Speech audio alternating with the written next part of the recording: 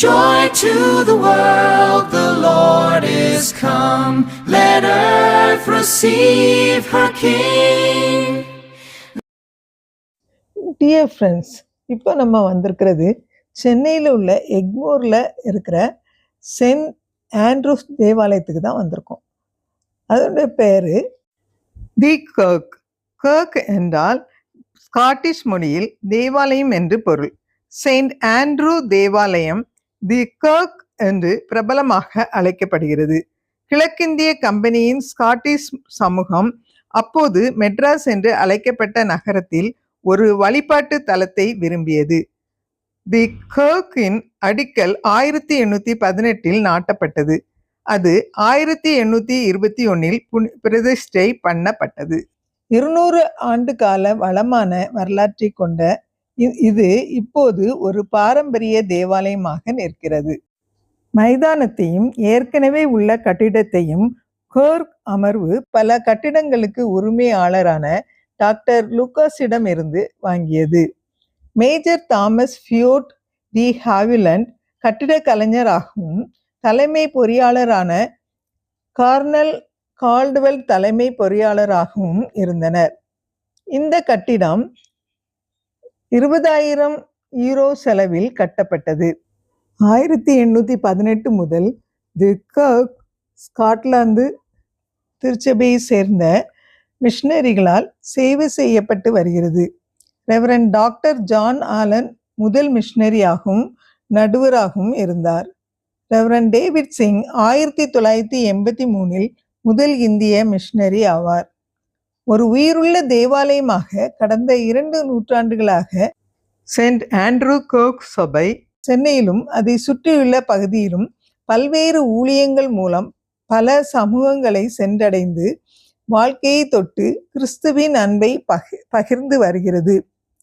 ரைபர் நினைவு பகல் நேர பராமரிப்பு மற்றும் சமூக மேம்பாட்டு மையம் குழந்தைகளுக்காக ஒரு பள்ளியை நடத்தி வருகிறது.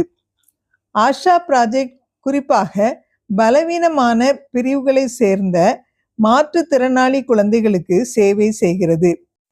எஸ்எம் நகரில் உள்ள ஆண்ட்ரூஸ் கர்க் குழந்தை மேம்பாட்டு மையம் அருகிலுள்ள சேரிகளில் வசிக்கும் மூத்த குழந்தைகளுக்கு கல்வி வகுப்புகளை நடத்துகிறது மற்றும் குழந்தைகளுக்கு கல்விக்கான உதவி தொகைகளுடன் உதவுகிறது. ஒவ்வொரு முதல் செவ்வாய்க்கிழமையும் கூடும் நட்புறவு மன்றம் நகரத்தில் உள்ள முதியவர்கள் மற்றும் ஆதரவற்றவர்களை சென்று சந்தித்து நட்பை வளர்த்து அவர்களுக்கு உதவி செய்து கிறிஸ்தவ ஊக்கத்தை அளிக்கிறது. தி கர்க் என்பது நியோ கிளாசிக்கல் மற்றும் ஜார்ஜிய வடிவங்களில் நேர்த்தியான கலவையுடன் கூடிய ஒரு கட்டிடக்கலை அற்புதம். இது கிழக்கு மற்றும் மேற்கில் செவ்வக பெட்டிகளுடன் வட்ட வடிவ அமைப்பை கொண்டுள்ளது. 111 அடி மற்றும் 9 இன்ச் உயரமான கோபுரம் சென்னையில் மிக உயரமானது. தி கர்க் தரையிலிருந்து 166 அடி மற்றும் 6 இன்ச் உயரத்தில் உள்ளது. இந்த கட்டிடம் கடவுளின் மகிமைக்காக கட்டப்பட்ட ஒரு தலை சிறந்த படைப்பாகும். இந்த தேவாலயத்தில் 4 அடி அகலம் 139 ஆண்டுகள் பழமையான ஒரு மணி உள்ளது. துப்பாக்கி வண்டி தொழிற்சாலையால் தயாரிக்கப்பட்டது. இது அப்போது மெட்ராஸில் மிக பெரியது. 1851 ஆண்டு தயாரிக்கப்பட்ட 3 கோபுர கடிகாரங்கள் இன்றும் தேவாலயத்தை அலங்கரிக்கின்றன. இவை லண்டன் கடிகார தயாரிப்பாளர்களான பீட்டர் ஓஆர்ஆர் இடமிருந்து வாங்கப்பட்டவை. செயின்ட் ஆண்ட்ரூஸ் தேவாலயத்தின் முழுமையான மறுசீரமைப்பு 1991 ஆண்டு தொடங்கப்பட்டது. அப்போது தேவாலயம் 170 ஆண்டுகள் நிறைவடைந்தது. காலத்தின் அழிவுகள் கட்டடத்தின் உட்புறத்தையும் வெளிப்புறத்தையும் பாதித்தன. இந்தியா மற்றும் வெளிநாடுகளை சேர்ந்த நிபுணர்களின் வழிகாட்டுதலின் பேரில் தொடர்ச்சியான சிவில் மற்றும் கட்டமைப்பு தலையீடுகள் இந்த ஆலயத்துக்கு சிறப்பை கொடுத்துள்ளன. மேலும் பிரசங்க மேடை மற்றும் கருப்பு மற்றும் வெள்ளை பளிங்கு தரை ஓடுகள் கவனமாக அகற்றப்பட்டு மீண்டும் செய்யப்பட்டன. பைப் ஆர்கன் 2007 இங்கிலாந்தை சேர்ந்த ஒரு நிபுணரால் மீட்டெடுக்கப்பட்டது.